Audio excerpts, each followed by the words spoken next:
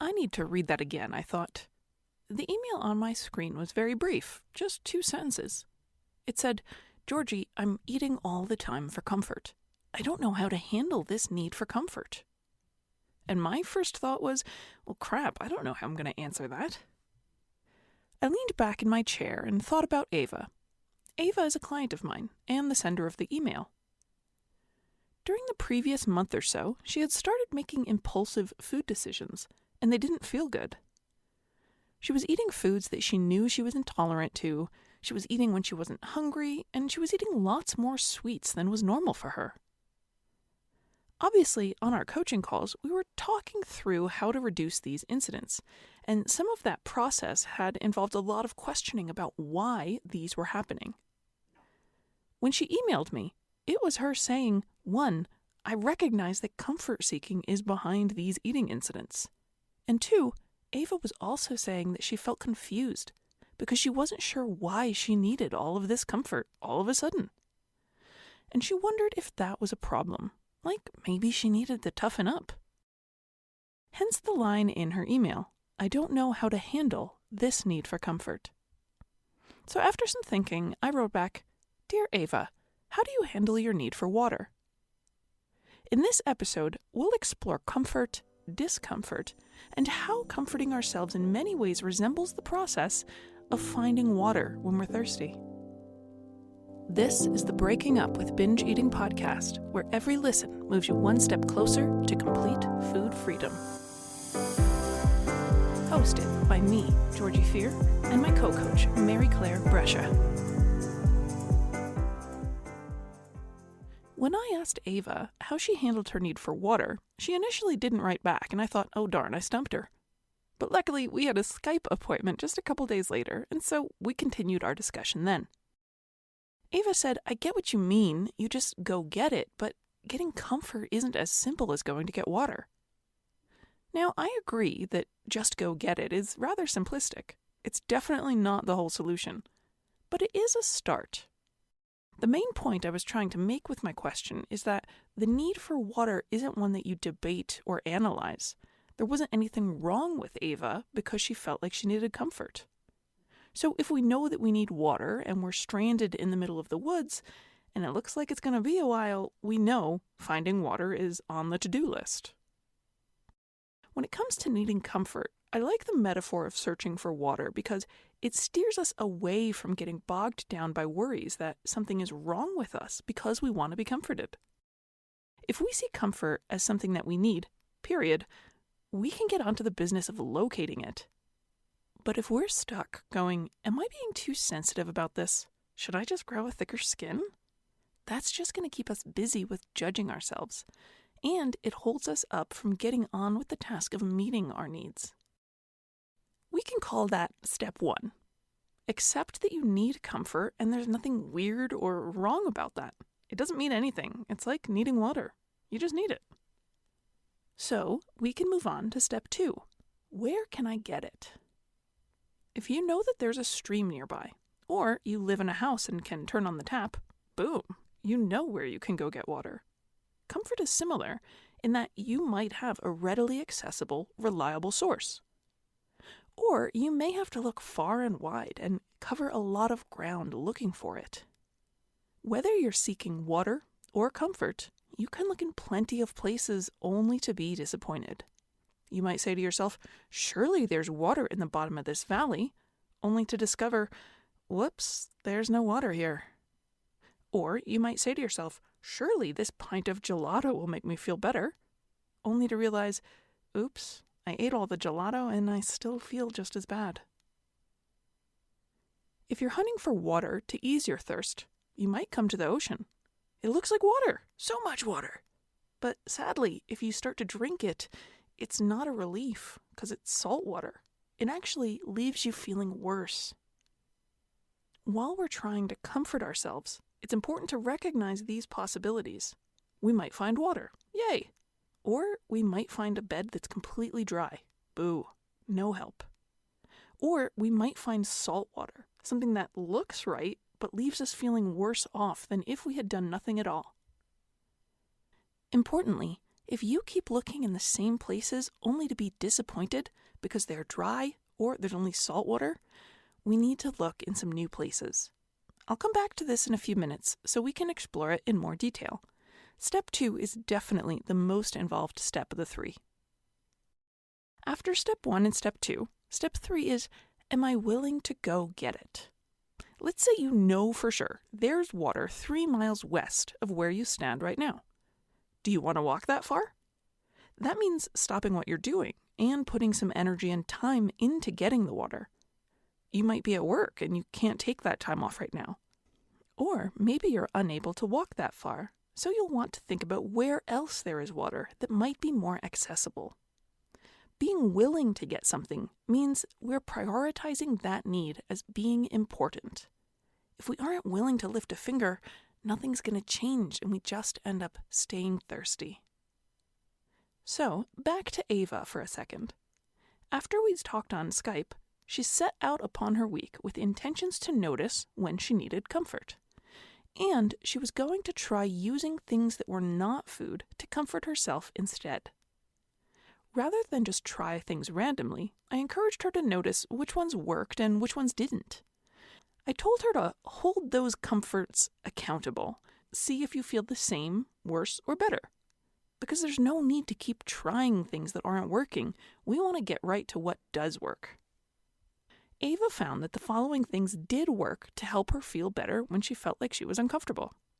Hugging her dog on the bed, having a coffee with a coworker, hanging out with friends, using the heated seats on the car ride home, taking a break on the couch to meditate or chill out, and interestingly, she noted 30-minute max on that last one. As for things that did not work, she noticed that spending a long time on the couch did not help, and checking her email or messaging apps was similarly ineffective. Those all seem to make sense to me.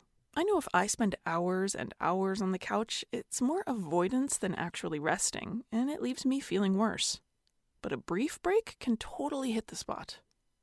My personal list would also include cuddling my dog, and yeah, heated seats in the car are pretty awesome. I'm totally a fan. But like any two people, Ava and I have different lists of what works for us when we feel like we want comfort. Number 1 and 2 on my list would be getting some exercise and getting outdoors. And neither of these are on Ava's list, and that's okay. This exercise that Ava did is one that you can do too. What it calls for is being aware of the times during your week when you feel uncomfortable or distressed. Then, step 1, accept that you have a need or desire, and that's okay.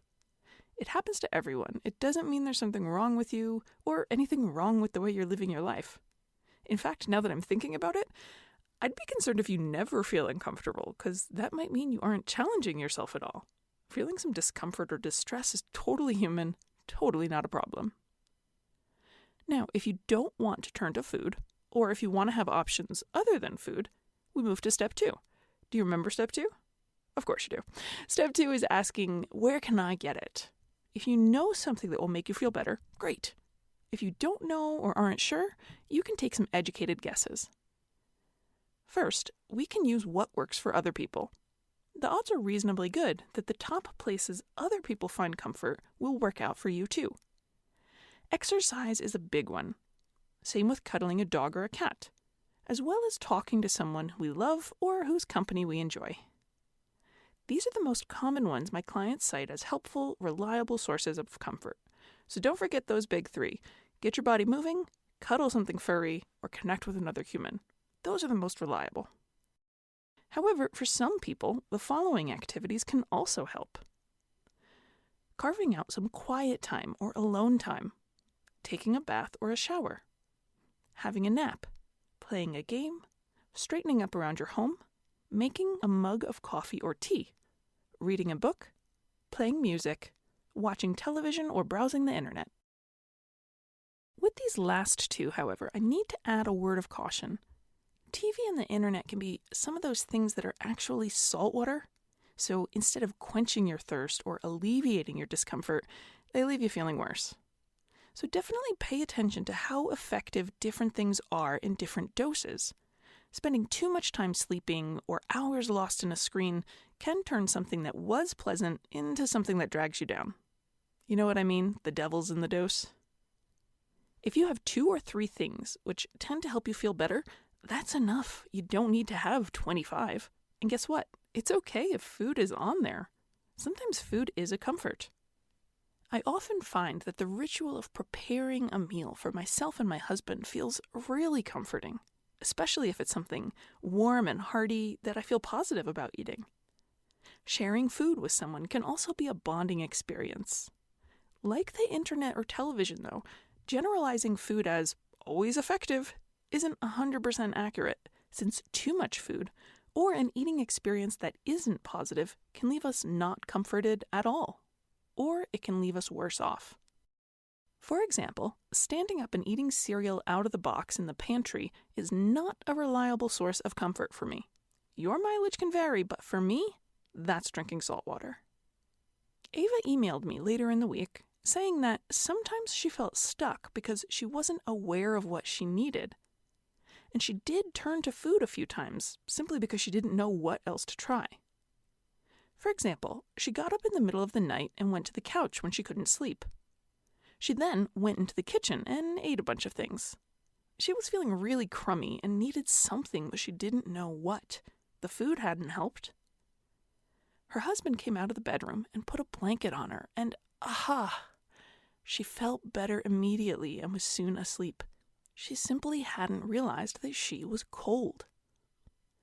She also told me about a busy weekday where she was stressed and feeling hyped up about some big developments with her business. She had been in meetings and making phone calls and going full steam, and something about her mood compelled her to order a donut when she got her afternoon cup of tea. She felt bad about the donut afterward and asked for my ideas on what else she could have done. I responded to Ava with a couple of ideas to try when she doesn't know what she needs. First, you can look at what you have been doing that day and see what might be logical. For example, if you've been running errands and talking to people for hours, logically you might be able to say, okay, I might need to sit still and have some quiet time. On the other hand, if you've been sitting in front of a computer and typing for 7 hours, you probably need to get up and move. And maybe you need to find a human to talk to. Second, cold and thirst are common discomforts that people mistake as a need for a snack. You can always grab a sweatshirt or blanket and see how it feels. Is that good? Same with a glass of water. How's that feel? Better? If that's not helping things, you can always move on and try some other ideas. But these would be too easy fixes if they are in fact part of the problem. Lastly, sometimes what you need is time. Emotions wind down and de-escalate with the passing of minutes and hours, so you can decide just to let time pass and know that you'll feel better once it does. Anger and sadness, for example, are 2 emotions that can be intensely uncomfortable, but there's no quick fix. They really just need time to heal. There's nothing wrong with deciding on a good night's sleep and seeing how you feel in the morning.